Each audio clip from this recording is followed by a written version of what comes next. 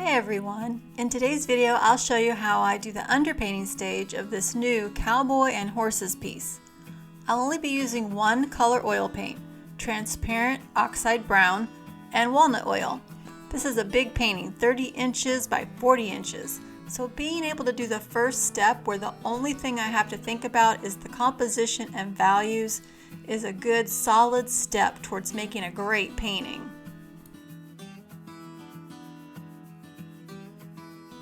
The very first thing I did was I divided my canvas into 3 equal gridded parts. 3 lines horizontally, 3 lines vertically. This way I had a good idea of where my dead center was. This helped me in finding the horizontal line. I wanted it just a little bit below center, and I was able to see that with the grid.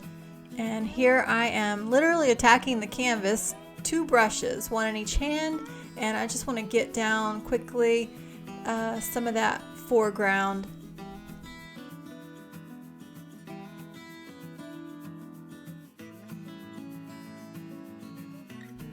Okay, now I'm thinking about where I'm going to place the main subjects in my painting.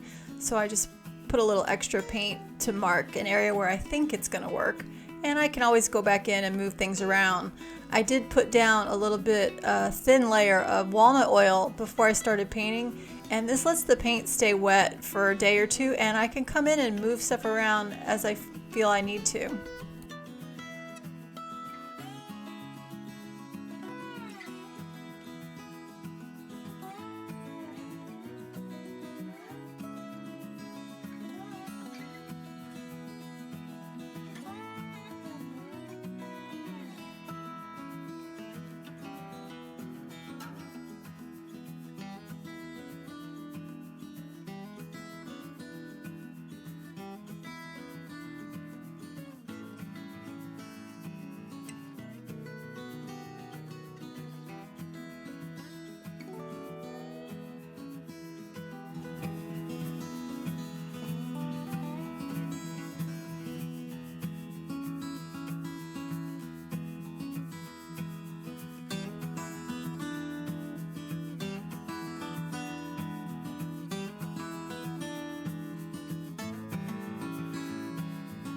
So again, I'm thinking about the main subjects in the painting, and I'm just laying in some colors and shapes really very loosely. There is absolutely no detail happening here.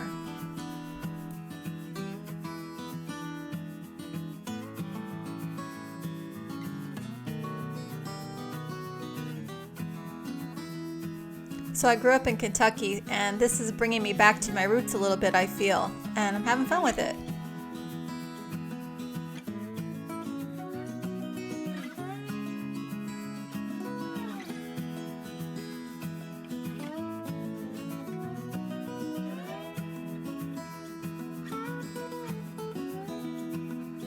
Here I'm just thinking about putting in some of the shadows. The light's going to be coming from the upper left part of the canvas. There's going to be a mountain ridge there that the light's just peeking over and illuminating and kind of backlighting our subjects.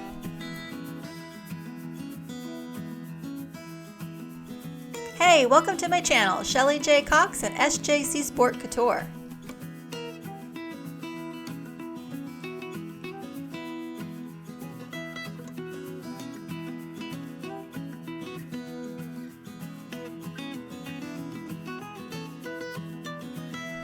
Alright, here I'm going to play with a little bit of the mountain ridge line and lay down some shapes of where I think I might want that to be.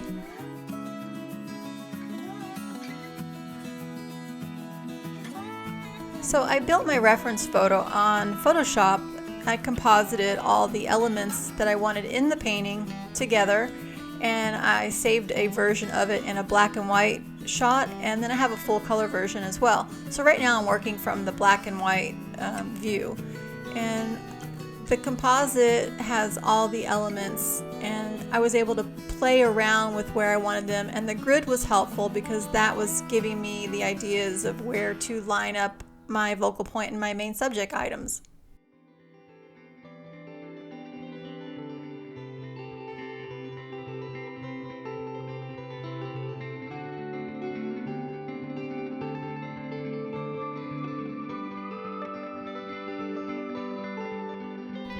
Alright, time to get a little more detailed.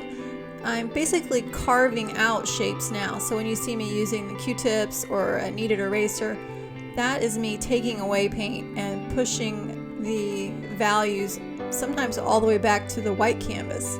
My canvas is oil primed, so I am able to wipe away the paint and go all the way back to the pure white canvas if I want to. This underpainting technique can be done with an acrylic gesso primer, but you will not be able to wipe back to a pure white state. The paint, when you apply it with the acrylic primer, is going to get stained a little bit, and you can wipe it back to a lighter value, but it won't be pure white.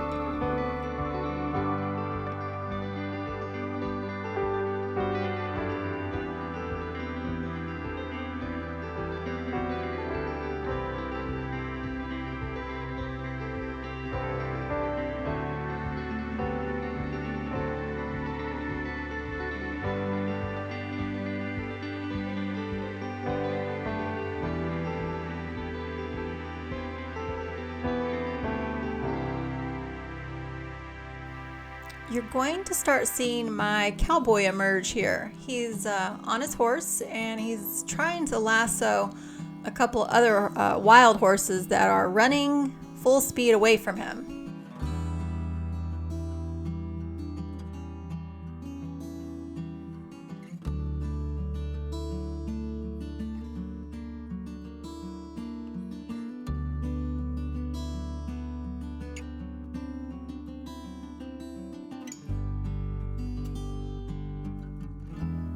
It's really important to me in this piece that I capture a lot of movement, and I want to make sure that you see that by the angle of the horses and the cowboy.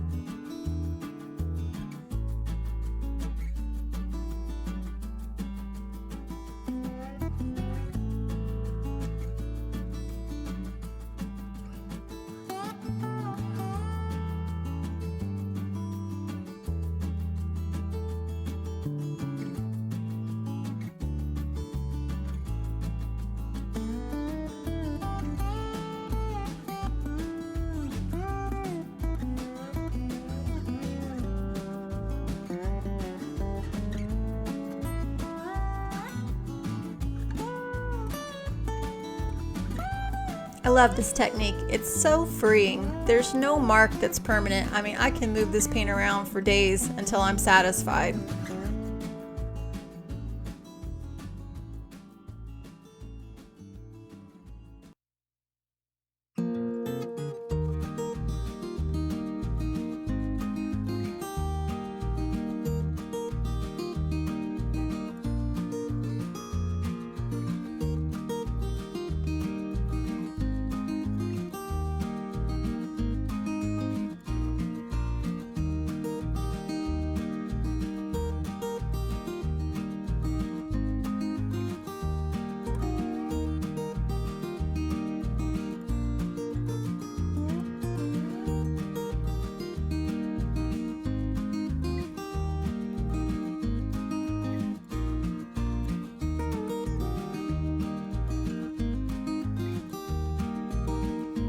So let me know if you're liking this video by hitting that thumbs up button.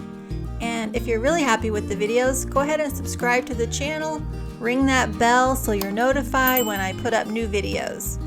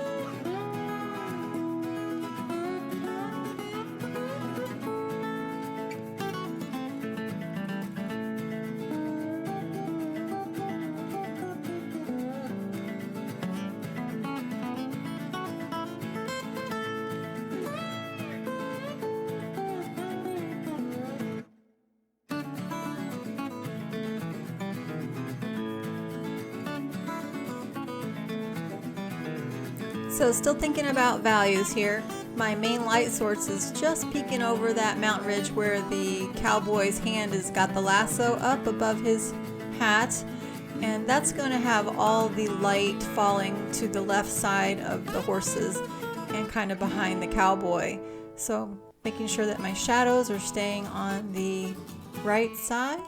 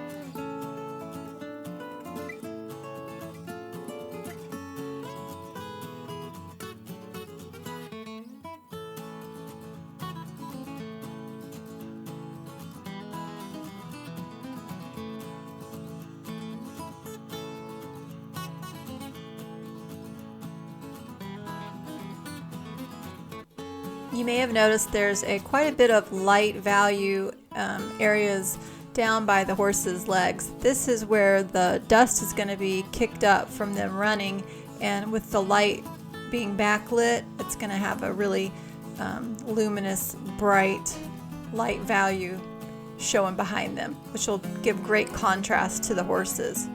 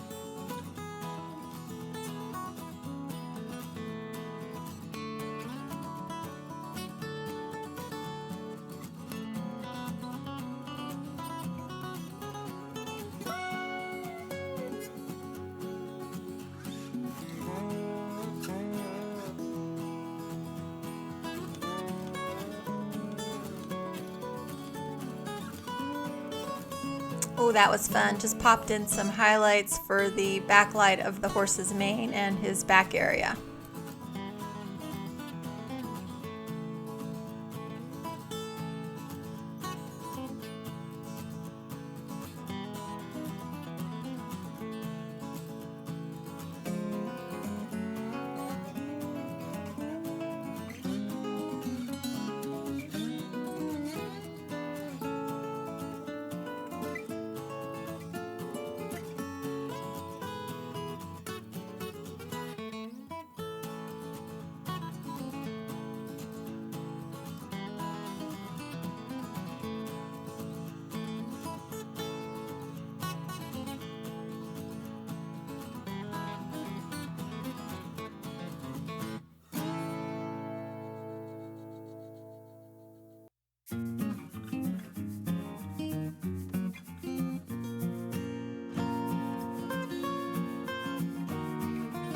So I'm also trying to group my values. So I have the idea that all the dark values are going to be connected to one another. So if you started from one side of the canvas or the other, you could draw a line connecting all the darkest dark areas together.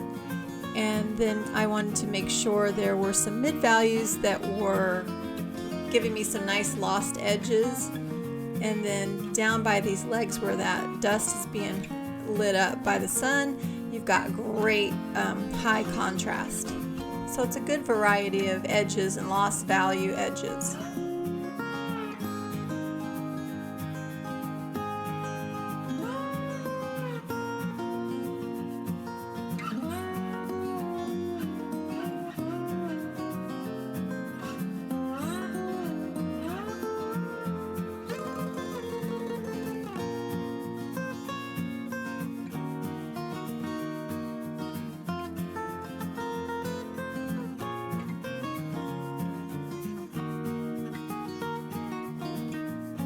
I just love using the one color with these underpaintings. Sometimes when you get finished, if you've done a good job, I mean, the underpainting could actually stand on its own as a fine work of art. It reminds you of one of those vintage photographs, kind of that sepia color type photos.